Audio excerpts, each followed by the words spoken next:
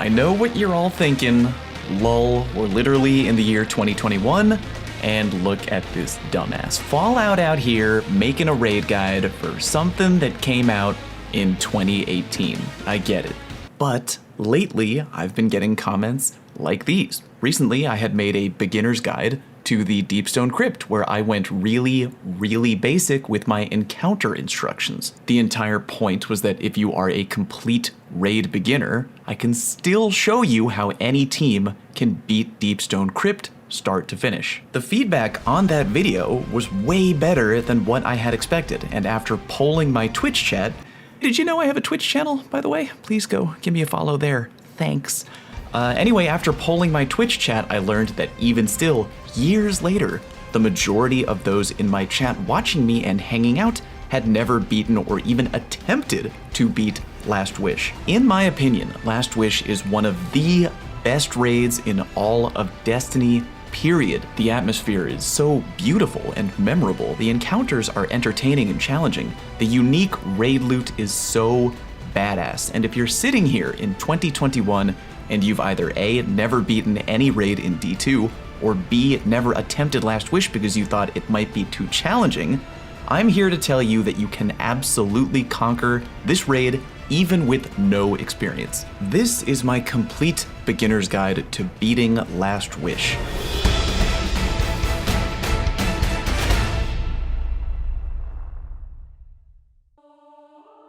Starting off, before we cover any encounter, it's important that we talk about the 16 symbols that are going to be a recurring theme throughout the entire Last Wish raid. Almost every encounter is going to include these symbols in some way. They don't really mean anything, but they're often going to dictate where your team will go, where they will stand, and so on and so forth. We'll get more into that on an encounter by encounter basis, don't worry, but the only thing you and your team need to worry about right now is getting 100% on the same page on what you're going to call these symbols. You should know that to this day, I've played in many different raid groups, and almost every group I've ever played with has used slightly different callouts for each of these symbols. Again, there is no wrong way to identify these symbols. One time I played with a group who called this symbol 69 fish. Again, call them whatever you want, but the only important thing is making sure your entire team is using the same callouts. So for the sake of the video, here's the callouts I will be using.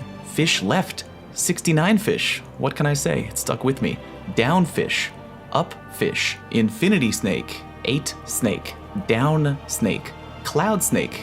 Get it? Kind of looks like a little cartoon cloud, whatever. Dragon fire left, dragon fire right, stripper dragon, dead dragon, diving bird, flying bird left, bird on branch, and standing bird. If you don't like these callouts, come up with your own. Just make sure that whatever you land on, your entire team knows the versions that you're going to commit to. Take this image, or your very own if you want to come up with your own, and make sure your team has it on standby for almost every encounter. All right, ready to take on the raid? Let's begin with encounter 1. Yes, there is a short little mini jumping puzzle you gotta do to get to encounter 1, but I'll let you do that on your own. Trust me, you'll be fine.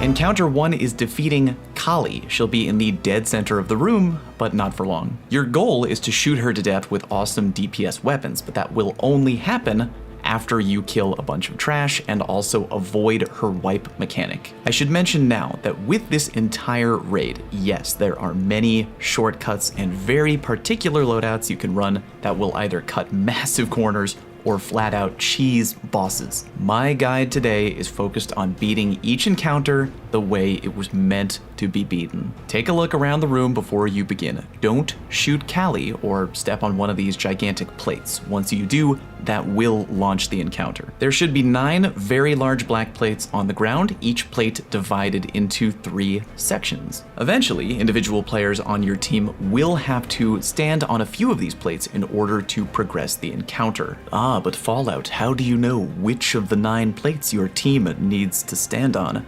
Good question. Head to the middle of the giant room near where Kalli is. Look up above her, you will see 6 very bright circles, each containing a symbol. Look familiar? Here's your first encounter that incorporates those symbols we talked about earlier. We are going to go ahead and assign each of these floating circles a number. Take note, I said each floating circle, not each symbol. I'm making that distinction because as the encounter goes on, those symbols are going to change. So when I say assign a number to each circle, I mean giving a number to this exact spot, no matter what symbol it will contain. So that one right there is going to be number 1, that will be number 2, that will be number 3, number 4, number 5, and number 6. Remember the 9 black plates on the ground in the room? You're gonna need to find and defend 6 plates that match each of the 6 symbols floating in the air around Kalli. So in this example, we need to defend 2 plates that have the infinity snake symbol. We need to defend 2 plates that have the cloud snake symbol, and defend 2 plates that have the 8 snake symbol. Everyone on your raid team, pick a number 1 through 6. If you're player number 1, you're going to always try to find and activate whatever plate in the room has the same symbol that appears right there on circle number 1. Again, remember that symbol is going to change later on, but every player with your number 1 through 6, assign yourself to whatever symbol appears in the circle we gave a number to earlier. So everybody pick your number, find your starting plate, everyone get near your very first plate. Give a little countdown and everyone hop onto their first plate. Now the encounter begins and trash enemies will pop into the room. You'll notice that while on your plate, 2 black orbs will appear on 2 out of the 3 sections. Fairly straightforward advice there, just be on whichever section of your plate does not have a black orb on it. The orbs will change every few seconds, so make sure you're always standing on the correct section of your plate. Take note, every now and then, Kalli will teleport to a random plate being occupied by a guardian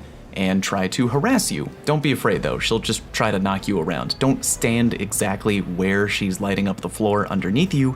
Yeah, you can get off your plate entirely to dodge her attack and then just get right back onto the plate. She's more annoying than dangerous, so just stay alive. Eventually, you'll know the plate you're activating will be near finished when a taken knight spawns on your plate. Kill the knight with whatever you have, and then when you're done, head to the center of the room. When all 6 plates have been activated and all 6 knights are dead, you should see text on your HUD that says Kalli conceives an ontological weapon. That is our cue for damage time. Hit her hard with whatever you have. Sword, sniper rifle, rocket launcher, whatever. Now would also be a good time for a Titan bubble or a Radiant Warlock well for extra damage output. It is possible to one-phase Kalli, but I of course have to tell you what to expect if you don't put out enough damage to immediately kill her. If you're standing in the dead center of the room, on the ground floor, facing Kalli, you'll notice these, a bunch of green doors. Here's what they're for. After damaging Kalli a bit, 6 of these doors will randomly open up. If you run into one of those little rooms, the door will close behind you and you will be guaranteed to live through Kalli's deadly wipe mechanic that she has been charging this entire time. Literally, if you don't run into one of those rooms, Kalli will kill you. So naturally, you're probably thinking, oh great, when the doors open up, mad scramble to run inside right away, right? Wrong, because you can only put 1 guardian in 1 room. If 2 guardians scramble into the same little room together, guess what? Both of y'all are dead. What we do to prevent chaos from happening is to assign each open door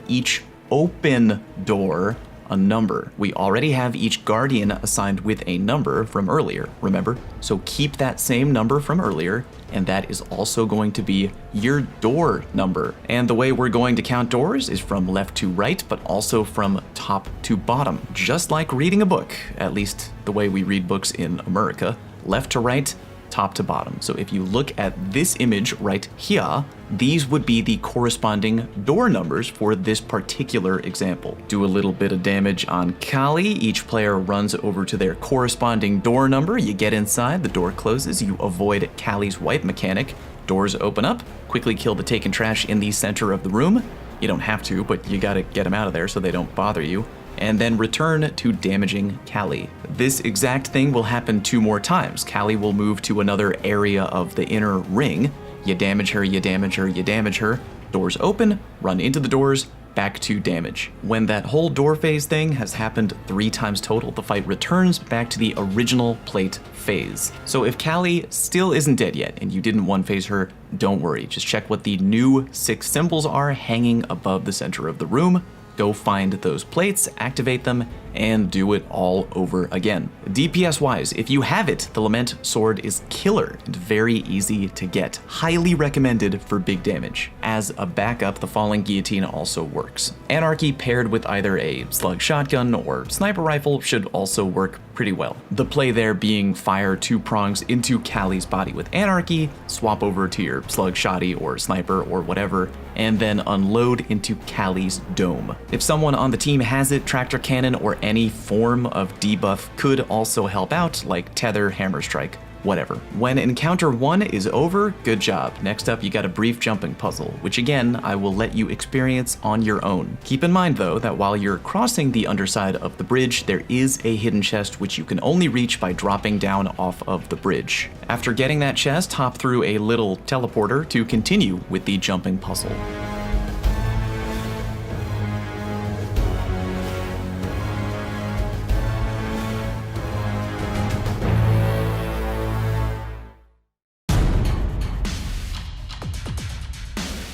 Alright, now we move on to Encounter 2. Your goal in Encounter 2 is to kill yet another teleporty, screaming, corrupted enemy. This time your target's name is Shuro. Unlike Encounter 1, Encounter 2 is a mixture of brief DPS phases where in between you'll be killing trash but also engaging in a quasi-annoying jumping puzzle type thing. To give you a brief vision into the future of Encounter 2, here's how the DPS phase is going to work. When all the trash in the room is dead, Shuro will be standing in the center of a big circle with 3 small plates surrounding her and 3 tiny crystals on each plate. 3 guardians are going to jump up onto those plates, grab the crystals, and shoot lasers at each other to trap Shuro in some kind of light triangle. You'll have to decide with your team in advance which direction you want to shoot your lasers. Either way, it shouldn't matter, but picking the direction in advance helps prevent confusion during the encounter. So 3 guardians jump up, shoot each other, forming a light triangle, and then damage time. Most of the DPSing in Encounter 2 is done very close range. Swords are still currently top dog, but a good slug shotgun is also very viable here, especially if you can pair it together with something like the Anarchy. There are 6 times where you will damage Shuro like this. Every time you hit that 1/6 health marker, she will teleport away and you'll move on. Sounds easy, right? Well, we haven't gotten to the far more challenging aspect of Encounter number 2, the goddamned jumping puzzle. As you chase Shuro through this linear encounter, you will eventually wind up in a weird-looking greenish room with pictures on the wall and plates on the floor. Here's how this is gonna work. The picture on the wall is divided up into 9 sections. 4 of those sections will be incomplete. To beat the puzzle, you need to complete each picture by standing on the matching plates on the floor where the picture is missing pieces. Imagine both the picture on the wall and the plates on the floor like a tic-tac-toe grid. Whatever section of the grid on the picture is incomplete, stand on those exact same plates on the floor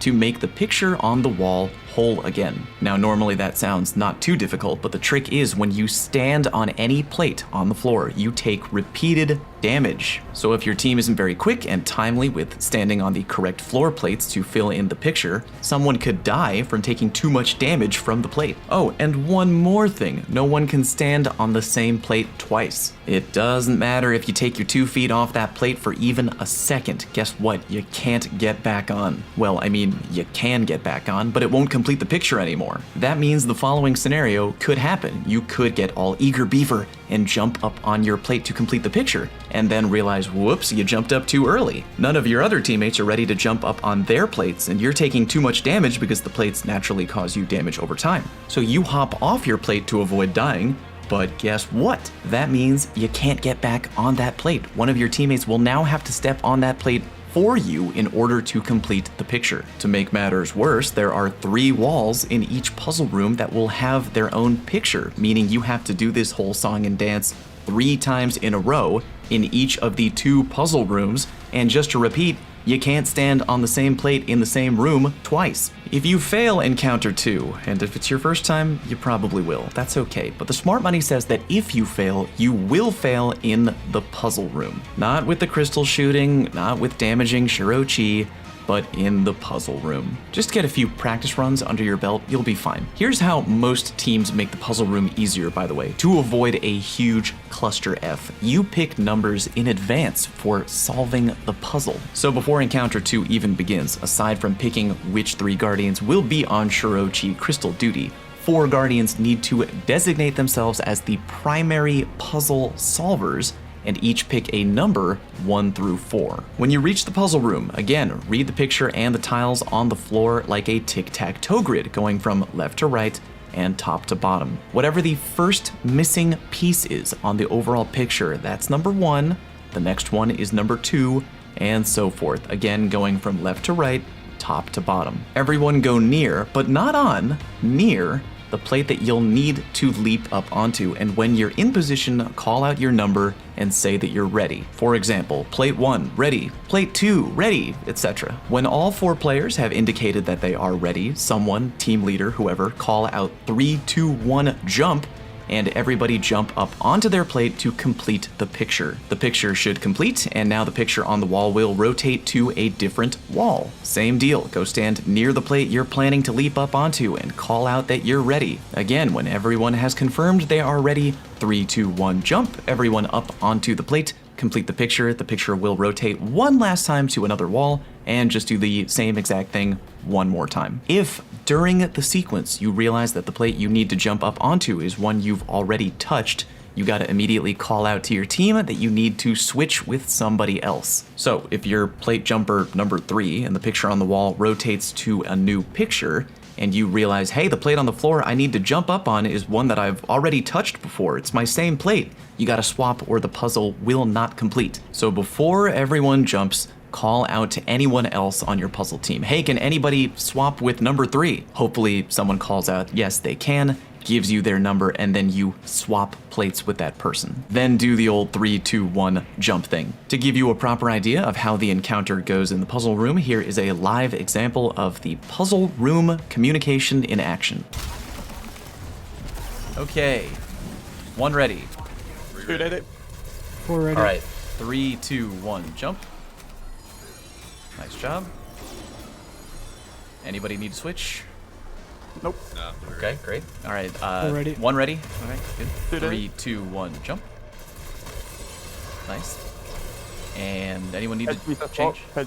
1 and 2 swap. 1 and 2 swap? Okay, where am I going?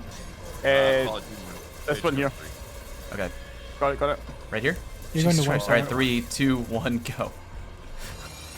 When the puzzle is over, these teacup-shaped thingies will drop down, and you will need to kind of quickly leapfrog up on top of them and get out of the puzzle room to the next area. You kind of have to do it quickly, because if you take too long, the teacups will rotate and you'll get knocked off. So quickly jump up on top of them and get out of the room. When you're back outside, it is back to square one. Kill trash, approach Shuro Chi, have 3 guardians do the plate crystal laser thingy, and then big DPS. Advance until you get to, oh boy, a second puzzle room.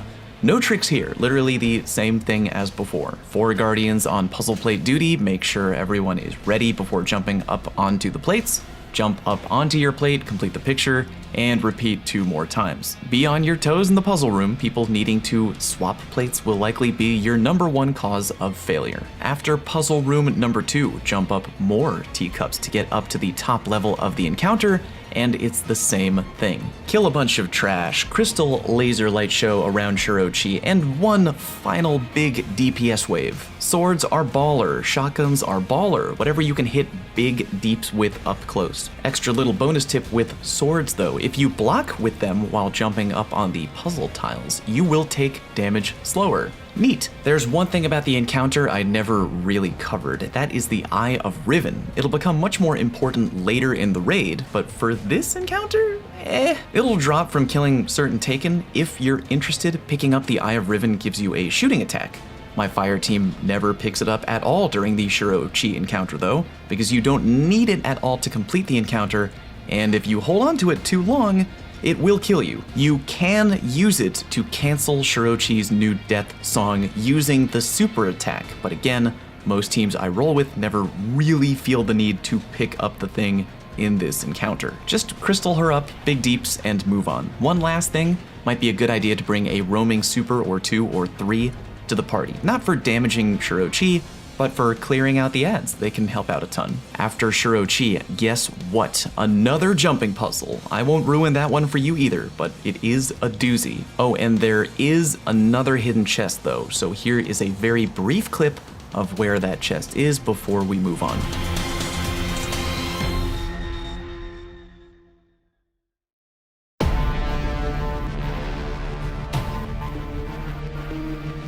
Okay, the third main encounter is Morgeth. It is a fairly short raid encounter when done correctly, but you gotta know how the mechanics of the fight work. The objective of the encounter is to kill Morgeth, a gigantic, chonky ogre who glows kinda green. He'll be immune to damage up until you activate the DPS phase, which we'll talk about how to get to now. Imagine the area where Morgeth is divided into two sides. We have a left side and a right side. At the beginning of the encounter, we're going to divvy up the fire team to adequately cover both the left and right side. You're also going to want to take note of these strange glowing orbs that slowly spawn around the entire area. Touching one of these orbs will give you a buff called Taken Strength. You will notice it on your HUD. Each player can only ever touch 2 of these orbs, which will take you to Taken Strength times 2. If you're at Taken Strength times 2 and you touch a third orb, guess what? You die. So really be sure to pay attention that at max, you're only ever holding and touching Taken Strength times 2. Leaving these Taken Strength orbs on the field will power Morgeth up. Obviously, we don't want that, so your goal as a fire team should be to remove them off the battlefield by touching them as they spawn. If Morgeth ever gets to 100% power, the entire fire team will wipe. So you're probably thinking, okay, well that sounds kind of easy. Just run around the battlefield, yoink Taken Strength, to deny Morgeth his power. What is the catch? Well, every now and then, Morgeth will randomly pick a player on the battlefield who has Taken Strength to be afflicted with a debuff called Umbral Enervation, or as it's more commonly known in the raid, help me guys, help me, I'm frozen guys, help, I'm frozen, I can't move, somebody come please help me, cleanse me, please hurry. You'll know right away when you've been debuffed because you'll be completely immobilized and you'll die in 20 seconds if someone on your fire team doesn't come help free you. Here's how you help an immobilized teammate. Taken captains will spawn in and they will drop something when killed called an Eye of Riven relic. Take that Eye of Riven, go right next to your immobilized teammate and hit your grenade button to cleanse the debuff away. Doing this though will cause the cleanser to take the Taken Strength of the cleansee. So if you're at Taken Strength times 2 already, don't be the one on your fire team to go cleanse your immobilized friend. I know you want to help them because they can't move, but remember, if you cleanse them, you take their Taken Strength. And if you're already at Taken Strength times 2 and you take any more, you will die. Ideally, anyone on the battlefield who doesn't yet have any Taken Strength should be the one who grabs the Eye of Riven and heads over to cleanse the person who is frozen. Here's how the encounter should flow. Divide your team up into 3 people on the left and 3 people on the right. One person, doesn't matter from which side, head into the middle and grab the very first Taken Strength orb in front of Morgeth. Whoever grabs the first Taken Strength orb, your job is now to not touch any other Taken Strength orb until the very end, when you will eventually grab the 10th and final orb. Ads will spawn into the area, begin killing them. Taken orbs will also begin spawning into the area, should be 2 popping up on the left and 2 popping up on the right, 4 in total. One player on both the left and the right side should plan to grab both orbs as they spawn in, the goal being to get 1 player on each the right and the left up to Taken Strength times 2. Eventually, Morgeth will immobilize someone with Taken Strength times 2, and any player who doesn't have any Taken Strength should grab an Eye of Riven, run over and cleanse that player. Soon, 4 more Taken Strength orbs will spawn in, 2 on the left and 2 on the right. Grab all of them, going no higher than Taken Strength times 2 for any one person, and anyone who gets frozen, call out for help, and hopefully get cleansed. After 2 waves of 4 Taken orbs have popped in, you should have 4 players on your fire team at Taken Strength level 2, 1 Guardian should have no Taken Strength at all, and one Guardian should only have taken strength times 1, whichever Guardian began the encounter by picking up the OG Strength Orb. When taken orb number 10 spawns in, should be in the middle, right in front of Morgeth again. The Guardian who had taken strength times 1, who began the encounter, should go grab that 10th and final orb, and now it is damage time. Now, back in the day, the primary DPS strategy was to go way over to the bridge where you spawned in and snipe the big bubbling crit spot on Morgeth's back with a long-ranged weapon. You can still do that if you want, but by far the most popular DPS method these days is to simply walk up to Morgeth's feet, drop a Warlock Well or a Titan Bubble for extra damage, and then unload into his butt cheek or just above his leg with your best shotgun. I kid you not, that is the current meta. You can try using a sword if you want, but it's kind of tricky. You have to look up while you swing your sword, or you could just go right through Morgeth. Sometimes you can also push him up off of the ground a little bit, and no, I'm not kidding. But yeah, if you want my opinion, bring your absolute best shotgun, ideally one with Vorpal Weapon or Trench Barrel, and ruin that boy's butt cheek until he is dead. Again, some kind of debuff here would be great.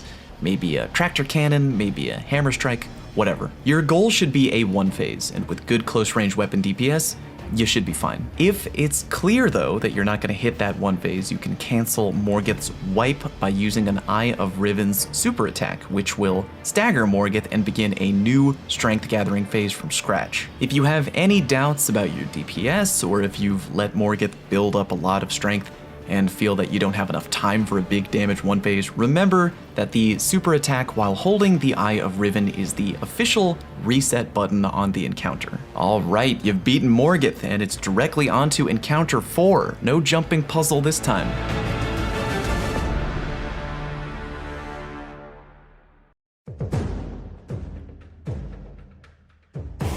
Encounter 4 is the Vault, a very strange encounter that has no boss and no damage phase. You will complete Encounter 4 by interacting with a strange D20 looking cuboid object in the dead center of the room. Now, even though there isn't any boss, it is possible to fail the encounter by either taking too long or making too many mistakes, or via the good old-fashioned way by getting beaten to death by all the Taken and running out of revive tokens. Let's go over the layout of Encounter 4. There's the center room with the weird cuboid-ish D20 thingy. Actually, now that I think about it, is it a D12? I think it's a D12. Doesn't matter. And there's 3 other rooms, each connected to the main room. We're gonna give each room a nickname for easier calling out. Call them whatever you want, but my team's callouts are usually Tree, Rock, and Entrance. Sometimes people call Entrance Stairs, but apparently that is a bad call out because other rooms also have stairs. Even though the other rooms' stairs are like 1/10 the size. Whatever. Tree, Rock, and Entrance. Those are the 3 rooms. Each of those 3 rooms is also directly linked with one another via a tunnel system that goes round the outside in a circle. More on that later. We're going to divide the fire team up into roles. Everybody has a role. I've been in teams before where sometimes 3 Guardians each have dual roles and 3 Guardians focus on purely ad clearing, aka doing nothing. And to that I say, nah, that. Have a role and don't just be a lazy ad shooting jabroni. You're better than that. Each room is going to have a team of 2 Guardians assigned to it. One Guardian will spend most of the time floating in and out of the room itself, and the other Guardian will strictly be on plate duty outside of that room. So even though the plate itself is closer to the cuboid D12 thingy, the plate nearest to the tree room, for example, will be the tree plate. So 2 Guardians for tree, 2 Guardians for Rock, and 2 Guardians for Entrance. Again, one of those Guardians being kind of a roamer in and out of the rooms, and the other on plate duty. Plate duty Guardians, step forward. You have the far more interesting job. This is all going to sound very weird, but I promise I will recap it in a way that kind of makes sense after you hear it. You begin the encounter by all 3 plate Guardians stepping onto their plate. The D12 cuboid thingy will begin making noise and coming to life. In front of each plate Guardian, they will see 3 symbols displayed directly on the cuboid thingy. Remember these symbols? Again, the same ones from the beginning of the video, so all Guardians have your symbol cheat sheet nearby. The pattern is always the same. One symbol will be on the left, one in the middle, and one on the right. One Guardian has to start first, doesn't matter who, but usually for the sake of consistency, my team always has the Plate Guardian on the rock side go first. That player will read out loud whatever symbol they see in the middle. Other two Plate Guardians, listen carefully. When rock player calls out the symbol they see in their middle, look at your three symbols, because that very same symbol is going to be somewhere in one of your formations. Meaning if, for example, rock Plate Guardian calls out 69 fish as their middle symbol, that is a 100% guarantee that the 69 fish symbol is going to exist somewhere on either the tree or entranceway's current pattern. Whoever's side has the 69 fish, and again, only one of them will, call out loud that it's on your side, and if it's on the left or if it's on the right. Does it matter if it's on the left or the right? Oh, it matters. I'll explain why shortly. So to continue our example, let's say that whoever's on the entrance side notices that they have the 69 fish symbol on their right. They call that out. Then they call out whatever symbol they happen to have in the center. Let's say that entrance side has Stripper Dragon as their symbol right in the middle. They call that out, and whoever sees that symbol on their side anywhere, spoiler alert, it's going to be whichever plate hasn't said anything yet, is going to call that out as well. So if entrance has Stripper Dragon in the middle, that's going to be on tree side, because that's the side that hasn't said anything yet.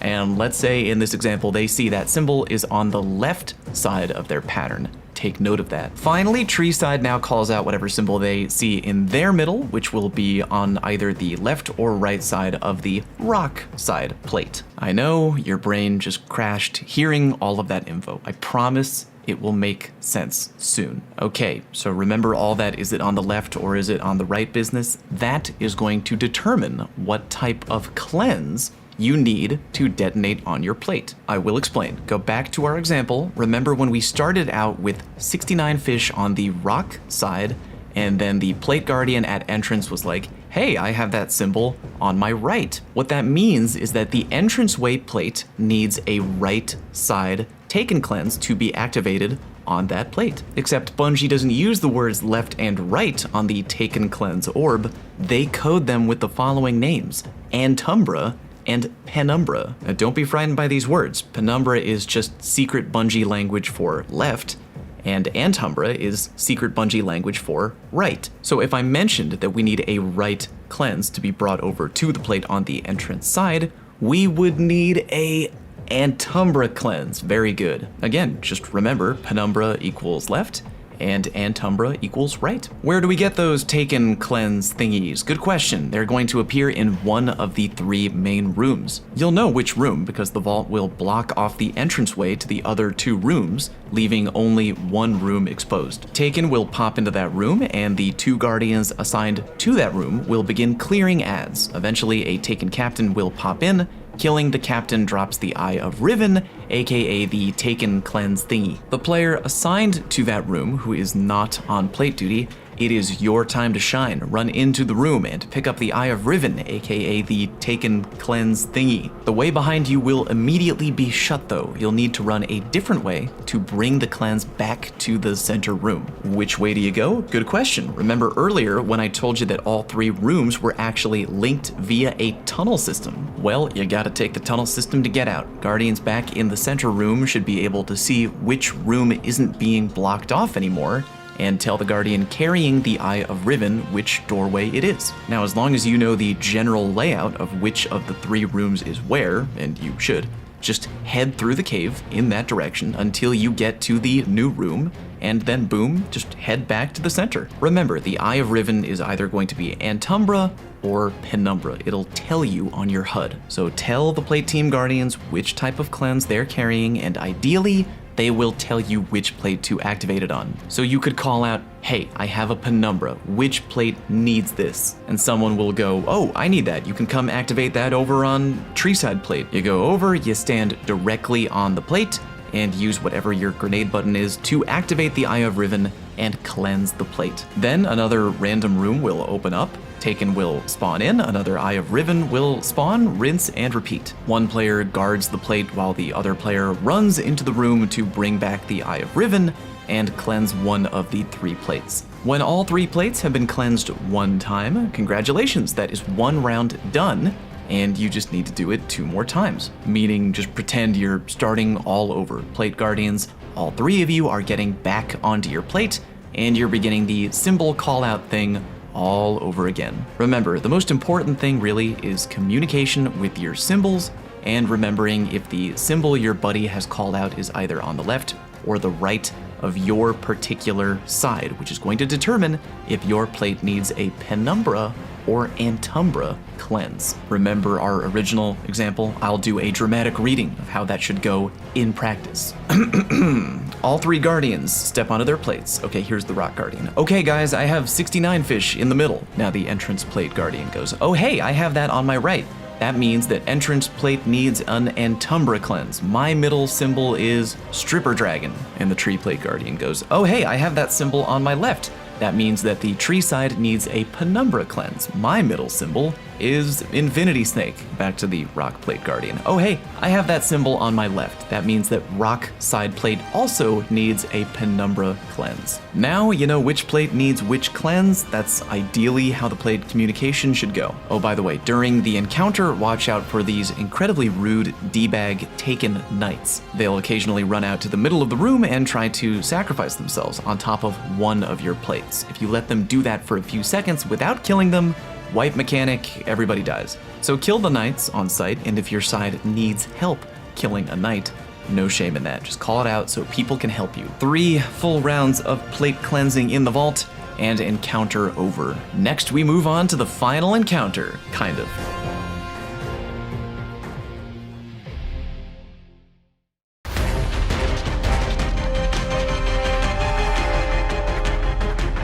The big bad boss fight with Riven. This is going to be a real slobber knocker. Now you should know, right off the bat, there are ways of straight up cheesing Riven. I even made a video in the past showing off one particular cheese method, but we will not be going over the cheese today. Yes, cheesing is worlds easier, and yes, if you only care about loot, feel free to cheese Riven as hard as you want. I don't even blame you. Most people I know actually only know how to do the cheese. But yeah, let's go over the legit Riven encounter, because this is a beginner's guide, and if new players want to experience Riven the original way, they should get that chance. All right, divide your fire team into 2 groups. 3 of you head left and 3 of you head right. You will each stand on an individual plate on your end of the throne room, and when everyone is on their plate, the encounter begins. The floor will open up from beneath you, and you will slowly fall all the way down to the ground below. As you fall, you will notice that Riven is right there in front of you. Remember that. It's going to be important later. There should be 2 different doors on opposite ends of the room when you reach the very bottom floor. Remember, you should be divvied up into 2 teams of 3, so each team of 3 go into the door on that side of the room. Going through that door, and then one more, will lead you into a wide open chamber. Both chambers, no matter what team you're on, should look near identical. Now, one of 2 things is going to happen. Either Riven is going to pop her big head into the chamber that you're in, or she won't. Let's start with whatever room Riven does not appear in. You'll be hanging out and vibing, as well as shooting Taken that spawn into the room. Eventually, you're going to get a Taken captain that when you kill will drop an Eye of Riven. One player, doesn't matter who, needs to run over and grab the Eye of Riven, while another player on the team runs to the back of the room and jumps up on top of the platform/pillar thing that is there. The goal here is that the Eye of Riven carrying Guardian can see a repeating symbol, which should be called out loud. Remember our big chart of symbols? It's coming into play right now, so have it ready. Meanwhile, the other player who ran to the back of the room and jumped up on the pillar, they're going to look out at the room and see something like this. The entire room will be filled with secret invisible symbols floating everywhere. Again, only the player standing on top of the pillar can see these symbols and where they are. It now becomes that player's goal to verbally guide their teammate holding the Eye of Riven to stand in the exact right spot and use the grenade button to cleanse the correct symbol. What symbol are you looking for? Whatever symbol the player holding the Eye of Riven called out. Use the grenade button to cleanse that exact spot. As you can imagine, this can get tricky. In time, you'll be more familiar with where the symbols spawn in. They can actually only pop up in one of two possible patterns overall, both of which can be seen right here. If you want, you can label one of these pictures layout A and the other layout B. That way you can just be like, okay, it's layout B, spot M3, and the person carrying the Eye of Riven could just look at this image and think, oh, okay, I gotta go stand right here. So keep these images handy. I know it's a lot of info to have, but I believe in you. Okay, meanwhile, let's talk about what should be going on in the other room, i.e. the room where Riven pops her big fugly head in to say hello. If Riven shows up in your chamber, don't panic. She's going to try to attack you, and it's gonna go one of two ways. Either she's going to try to go full hentai and hit you with a tentacle attack, or she's going to try to breathe fire right in your grill. If she tries to go full hentai, here's what you do. You get close to the tentacle to bait it out, then start running away. She will slam her tentacle down at you, hopefully not hit you with it, and then you and your buddies shoot the crap out of the tentacle until you flinch Riven. If she tries to hit you with the fire breath attack, get near cover, bait out the fire, don't get hit, then shoot the heck out of her mouth. Go between dodging fire and shooting her in the mouth until she flinches. Either way, when you've flinched Riven, you're gonna notice this. Two of her eyes are going to be glowing. Here is the final call-out chart I'm gonna share with you for the raid, I promise. It's a chart on Riven's eyes. She has 10 total, and each of them have a specific call-out that you will need to know. Most people I've spoken to go with L1 to L5 for the left eyes, and then R1 to R5 for the right eyes. You can use whatever you like, but I'm going with this for today. So when you've flinched Riven, take a mental note of which two of her eyes are glowing and either call it out loud on the mic, or if you're playing on PC, type it into the chat. Now the two teams are going to switch jobs, meaning that if you just flinched poor Riven and made her run away crying, you're now going to do the symbol puzzle I mentioned earlier. The other team that started with the symbol puzzle, guess what? Riven is now popping her big fugly head into your room. When Riven makes her second appearance in the opposite room, she's not going to hit you with the hentai attack or the fire attack, but rather she'll have her mouth open with a bunch of black goo in the middle. You have to act quickly and DPS the hell out of that mouth. Hit it fast, hit it hard, and when Riven closes her mouth, you have to shoot the exact two eyes that were called out earlier by your other team. Shoot those two eyes that were formerly glowing, and only those two eyes. If you mess up and shoot the wrong eye, total team wipe. When Riven's two eyes have been shot and both teams have done the annoying little Eye of Riven symbol puzzle, head to the way back of the room and ride up on the now opened up grav lift. You'll get taken upstairs. You're on a new floor now, but it's the exact same scenario. Two identical chambers, and we're gonna repeat the same encounter. Whichever side it doesn't get Riven, do your little symbol puzzle thingy. Remember though that whoever picked up the Eye of Riven last time for the puzzle cannot pick it up again. Has to be a new member of your little group. So they do that puzzle, and the other side deals with Riven. You'll dodge either her hentai attack or the fire attack, flinch her, and take note of which two eyes are glowing as she runs away crying. Then again, the roles reverse. Whoever flinched Riven, get going with your symbol puzzle, making sure that you have a different Eye of Riven carrier, and Riven pops her head into the opposite room. Shoot the black goo in Riven's mouth hardcore. When her mouth begins to close, shoot the exact two eyes that were called out by the other room's fire team. When you're done, go to the way back of the room and again head up the new gravity lift. Now everyone, all 6 fire team members, should be back upstairs in the throne room where you started the encounter. A bunch of Taken are gonna pop into the throne room. Start killing them quickly because Riven is gonna pop in shortly whether you are ready or not. Riven will once again hit you with either her fire or hentai attack, so work with your team to both dodge the attack and flinch her. When you flinch her, 2 of her eyes will glow. Write down or take a mental note of which eyes are glowing. She's gonna move around the room and attack you 2 more times. Each time, 2 more eyes will glow.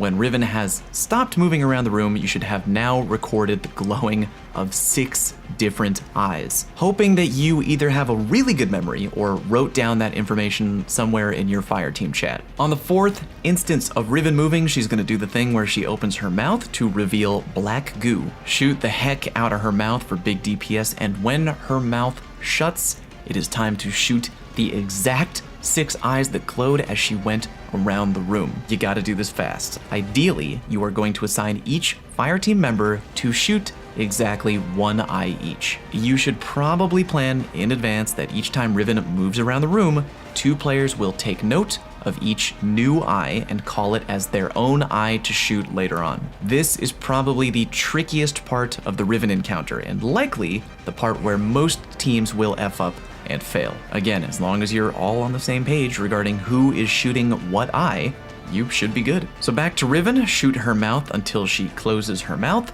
eyes start glowing, and shoot those exact 6 eyes. Riven will flinch. Now head back to your original 6 plates to restart the encounter. Huge thing to remember though, this time when the floor opens up and you slowly fall down past Riven, she will have huge glowing pimples, I guess, all over her body. You need to shoot those pimples as you fall down past Riven. Popping those pimples, I know, sounds really gross, big bonus DPS, so you absolutely want to make sure that you are not missing these as you fall past Riven. Land at the bottom floor, break up into 2 teams of 3 again, rinse and repeat. Do the entire thing all over again. Symbol puzzle, dodging Riven, shooting her in the mouth, the whole thing, do it all over again. Eventually, when you've done enough damage to Riven that you've reached the final portion of her health bar, you're in the home stretch. You'll all get teleported into a shadowy Taken realm where you'll have to do kind of a jumping puzzle. Kill Taken and climb up the floating debris. You're trying to go up, so just keep that in mind. Try not to get booped off or to bump into each other. At the very top of the jumping puzzle, there should be 1 orb of Taken strength waiting for you. Any one person on your team only needs to touch that Taken strength and you will all get teleported back into the throne room one final time. This is Riven's final stand. Shoot her in the mouth until it looks like she's dead, but she's not really actually dead. Everybody run into her open mouth. I'm not kidding, go inside of Riven until you find her heart.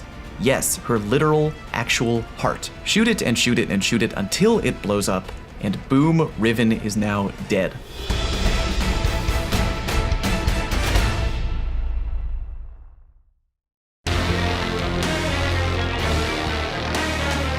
Okay, you've killed Riven physically, but believe it or not, you have one last encounter before the raid is 100% over and you can claim your loot. The goal of this very, very final encounter called Queenswalk is to grab Riven's heart and collectively relay race it all the way back to the entrance of the vault encounter, where you will drop down a very long grav lift and then dunk Riven's heart into a black puddle thingy. Sounds easy, right? Well, the challenge is that each Guardian can only hold Riven's heart for so long.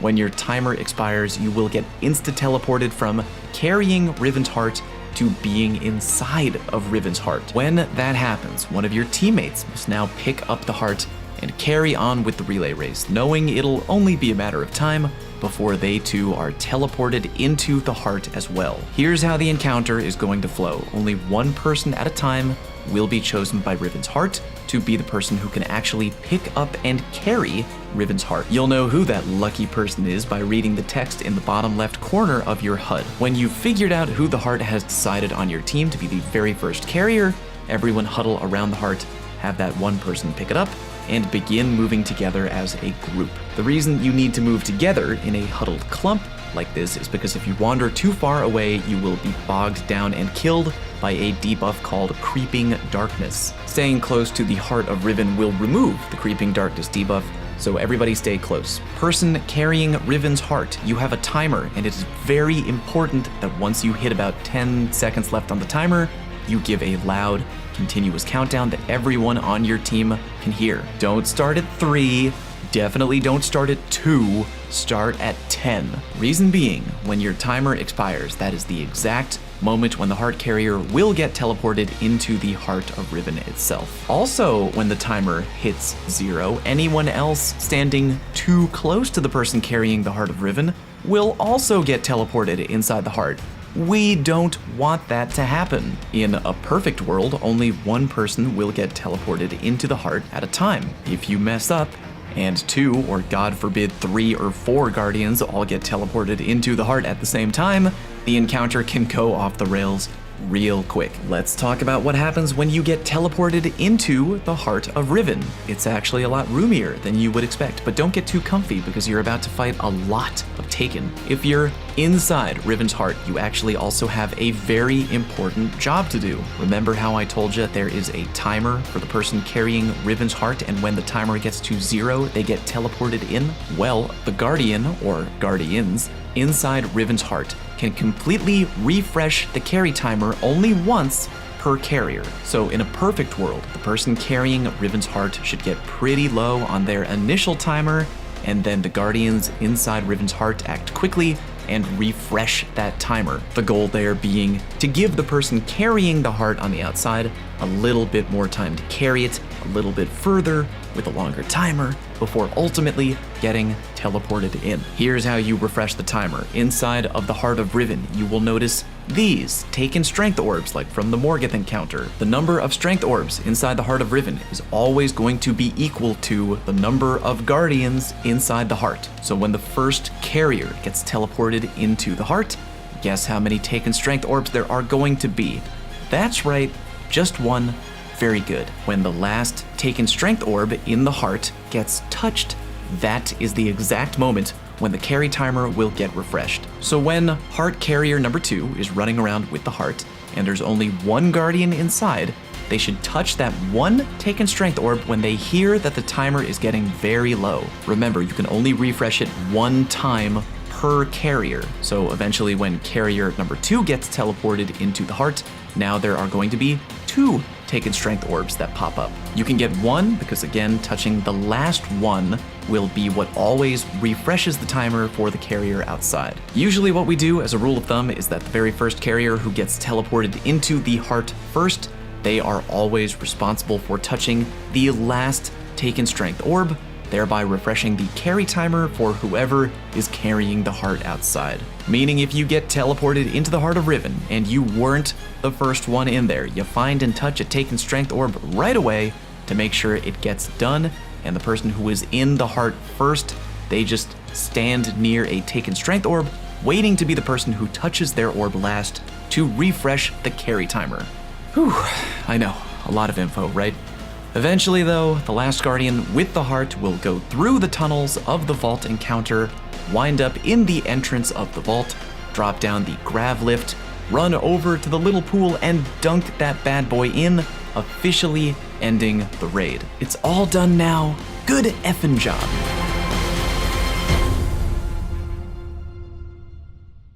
You can open up the loot chest of your choice. No, it doesn't matter which chest you open up. They all have the same drop potential. Please do me a favor and click the like button on this video. I am terrified that me putting out a hyper detailed guide on a 2-year-old encounter is going to completely tank and be viewed by no one. But I really wanted to make it because I know just how many people out there have not only never beaten Last Wish, but never beaten any raid in D2 or D1. I know, it is challenging, but trust me, you can do it. Share this video with your buddies, with your clan, with whoever. Get in there and beat Riven. Also, subscribe to my channel. Thank you very much for the big growth in 2020, and I hope we can keep growing the channel and our community into the new year and beyond. Mad love to all of you for watching. Catch you next time.